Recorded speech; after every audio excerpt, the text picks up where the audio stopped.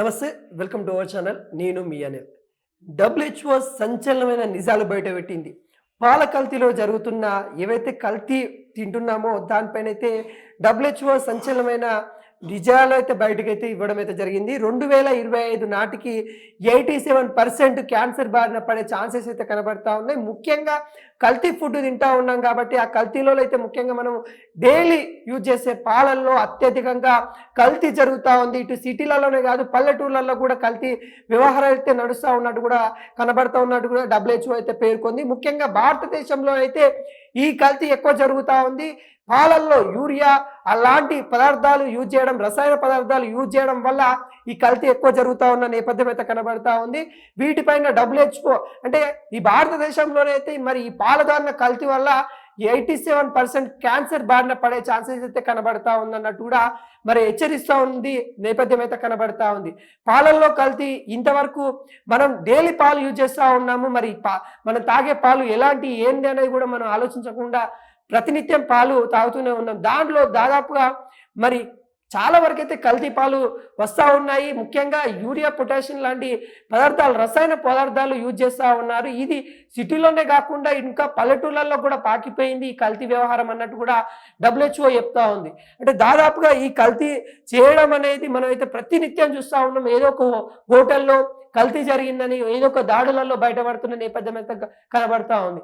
ముఖ్యంగా రెస్టారెంట్ లాంటి పెద్ద పెద్ద రెస్టారెంట్ లాంటి దాంట్లో కూడా కల్తీలు జరుగుతూ ఉన్న నేపథ్యం అయితే ఇప్పుడైతే మనకైతే తెలిసినా కానీ మన యొక్క బిజీ లైఫ్లో మనము జీవిస్తున్న లైఫ్లో మరి ఏం తప్పకుండా అంటే ఏం చేయాలో తోచిన పరిస్థితిలో మరి జొమాటో లాంటి, స్విగ్గీ లాంటి ఇలాంటి కొన్ని యాప్లలో మరి ఫుడ్ తీసుకొని తింటున్నాము.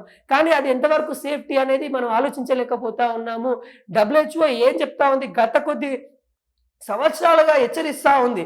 నూనెలో కల్తీ అవుతుంది, పాలలో కల్తీ అవుతుంది, నెయ్యిలో కల్తీ అవుతుంది, బియ్యంలో కల్తీ అవుతుంది అని డబ్ల్యూహెచ్ఓ పదే హెచ్చరించినప్పటికీ కూడా ముఖ్యంగా మన భారతదేశం ఎటువంటి చర్యలు తీసుకుంటుందంటే ఎక్కడ కూడా కనిపించే దాఖలాలు కనబడతలేవు. ఇన్ని జరుగుతూ ఉన్నా కూడా మరి గవర్నమెంట్ ఏం చేస్తూ ఉంది, కల్తీ జరుగుతూ ఉందని మనం మొన్న హైదరాబాద్లో కూడా మనం చూసాం. 2 రెస్టారెంట్లకి వెళ్ళినప్పుడు కూడా అక్కడ కల్తీ జరిగిన విషాదం కూడా మనం అయితే క్లియర్ కట్గా చూసినాం. అక్కడ కల్తీ ఎలా జరుగుతుందో, అక్కడ ఆయిల్ ఎలా ఉంది, పదే యూజ్ చేయడం, ఆయిల్ని పలుమార్లు వేడి చేయడము, దాన్నే మళ్ళీ రీయూజ్ చేయడం వల్ల ఎంత అయిపోతుంది అంటే ఘోర సిచ్యువేషన్లో కూడా మన రెస్టారెంట్లు చూసాము.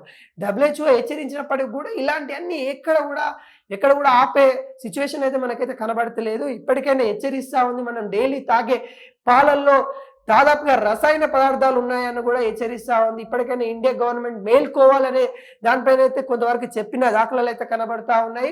అంటే మనం దాదాపుగా అంటే ఈ 2025 అంటే ఇంకొక సంవత్సరం లోపే క్యాన్సర్ బారిన పడే ఛాన్సెస్ ఎక్కువ ఉన్నాయన్నట్టు కూడా ఈ డబ్ల్యూహెచ్ఓ చెప్తా ఉంది. అంటే మనం ప్రతినిత్యం మనం అయితే చాలా వరకు అయితే పాలు కానీ పాలల్లో మనం టీ, కాఫీ లాంటి తాగుతూ ఉంటాము. మరి దాంట్లో ఎంతవరకు నిజంగా కల్తీ కాకుండా ఉన్నాయనే నేపథ్యంలో ఈ గవర్నమెంట్ ఆలోచించిన దాఖలాలు అయితే కనబడతా ఉన్నాయి. ఏది ఏమైనా కానీ పాలు జాగ్రత్తగా వహించాలి. మీ ఇంట్లో నిజమైన పాలు ఉన్నాయా లేవా అనే దానిపైన మీరు ఆలోచించుకోండి. ఎందుకంటే డైలీ పిల్లలకి ఇస్తా ఉన్నాం. మనం ముఖ్యంగా పిల్లలకి పాలల్లో ప్రోటీన్ ఉంటుందని, కొంత బలం వస్తుందని మనం ఇస్తూ ఉంటాం. కానీ దానికి విషంగా మారబోతా ఉంది రాను ఈ పాలు కూడా. అంటే ఒకప్పుడు అమృతంగా ఉన్న పాలు ఇప్పుడు విషంగా మారి చాలా డబ్బుల కోసం కానీ చాలా విధాలుగా ఏదైతే అత్యాశకి దారితీస్తుందని అంటున్నారు, ఆ విధంగా పాలన్నీ కొంతవరకు యూరియా లాంటి మనం ముఖ్యంగా గతంలో కూడా కొన్ని మన మాధ్యమాలలో చూసాము. యూరియా కలుపుతూ దొరికిపోయిన సంస్థలను కూడా మనం చూసాము. అంటే పాలు ఏ విధంగా కల్తీ చేస్తా ఉన్న నేపథ్యం కూడా మనం అయితే చూసాము. ఇంకా ముఖ్యంగా డబ్ల్యూహెచ్ఓ ఏం చెప్తా ఉందంటే మన ఏదైతే రైల్వే సంబంధించిన స్టేషన్లలో ఏవైతే ఇక్కడ మన సమీపంలో ఉన్న రైల్వే సంబంధించిన స్టేషన్లలో పాలు కల్తీ ఎక్కువగా ఉంటుంది అన్నట్టు కూడా మనకైతే క్లియర్ కట్గా చెప్పడం అయితే జరిగింది. ఇది ఒక సర్వే ఆధారంగా తీయడం అయితే జరిగింది. అంటే కల్తీ ఏ పదార్థాలలో ఎక్కువ జరుగుతూ ఉంది, అసలు కల్తీ ఎక్కడ జరుగుతుందనే నేపథ్యంలో సర్వే చేసిన డబ్ల్యూహెచ్ఓ ముఖ్యంగా పాలల్లో ఎక్కువ కల్తీ జరుగుతూ ఉందనే నేపథ్యం అయితే వాళ్ళైతే ఇవ్వడం అయితే జరిగింది. అన్నిట్లలో కల్తీ జరిగినప్పటికీ కూడా పాలల్లో అత్యధికంగా కల్తీ జరుగుతూ ఉంది. ఈ కల్తీని అరికట్టాలి గవర్నమెంట్, లేకుంటే 2025 వరకు మరి క్యాన్సర్ బారిన పడే వాళ్ళ బాధితులు ఎక్కువైపోతారని కూడా చెప్పడం అయితే జరుగుతుంది.